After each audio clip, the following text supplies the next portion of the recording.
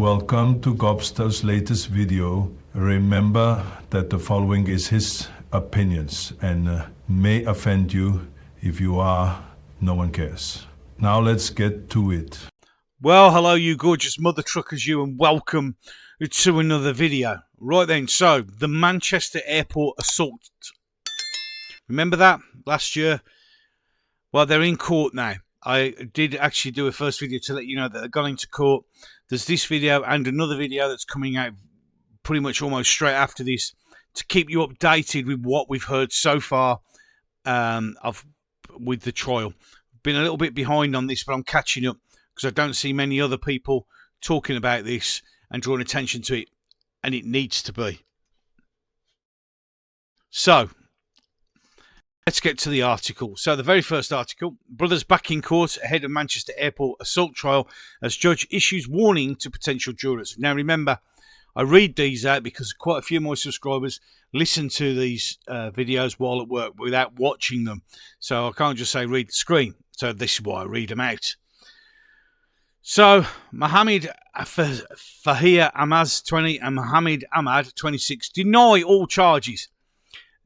The sheer hubris of them is stunning. Any case, this was on the 30th of June. So, a judge told potential jurors at the trial of two brothers on a trial over the alleged altercation how they can say it's alleged altercation when there's video evidence of it occurring. I do not know, and I'm sure somebody more legally minded would actually be able to point that out. I'm not sure if the Black Belt Barrister has done a video on it. If he has, pop on over to his channel to see if he has.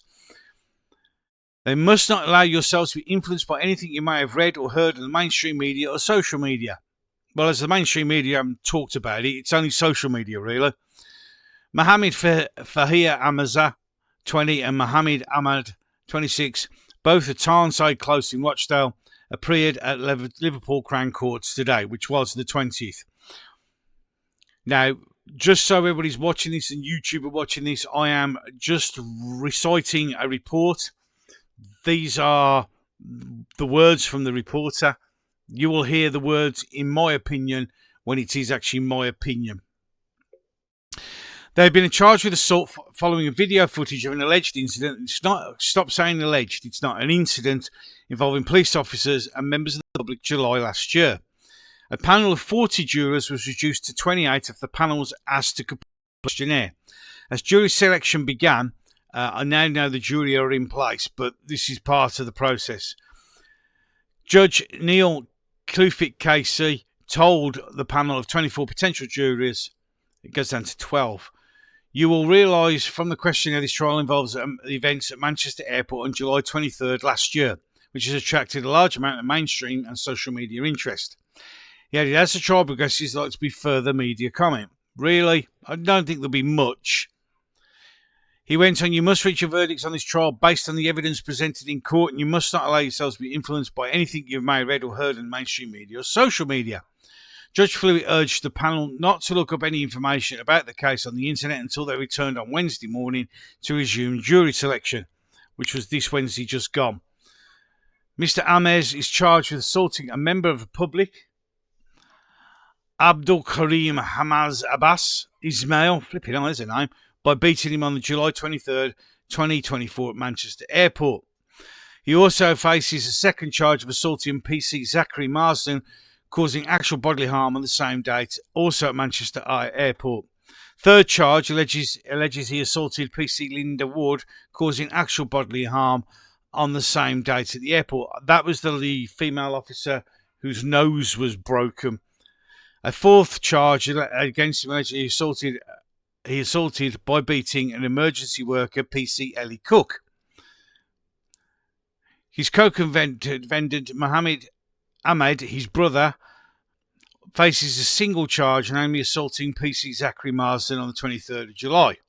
The trial is scheduled to last 3 weeks. So that was the trial with the jury. That they have now been selected and the trial is now going ahead. So we will now jump through to the 4th of July, which was yesterday, which was when they had some, the prosecution, I'm sure it's the prosecution, began to lay out its case. So This is going to be in the next video that you see. So I'm going to try and keep these separate so you can follow the case bit by bit. I think that would be more logical than just trying to do it all in one, because I know some people don't want to go all the way through a really, really long video. And I know this for a fact that if I keep my videos shorter, people absorb the information and stay on to the end. So you've got a hook there. I'm using something called a hook to get you to watch the next video in the series.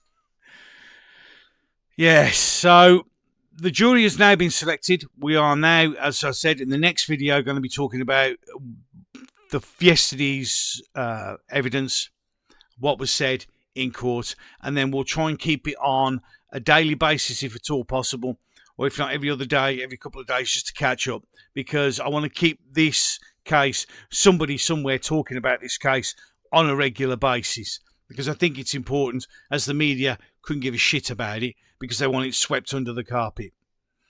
So 2 videos popping up on the screen right now. If you'd like to give them a watch, it'd be much appreciated. You'll also see my logo on the other side. Click on that if you agree with what I'm doing, like what I'm saying, and want to keep this court case fresh in your mind. That would allow you to subscribe to the channel. Don't forget to ding the notification bell. Apparently, if you've got it on mobile as well, you need to make sure you've done it on that, or else you may not get a notification. Please feel free to like, share, have a go at commenting, because unfortunately YouTube's just smattering comments. Now, I just thought it was our channels, like right-wing channels, but people are finding it difficult to go on fishing channels and bird channels and all those sort of things. At the moment, I think YouTube has switched their comment moderation to AI, and it's just decided that no one can get to do anything really.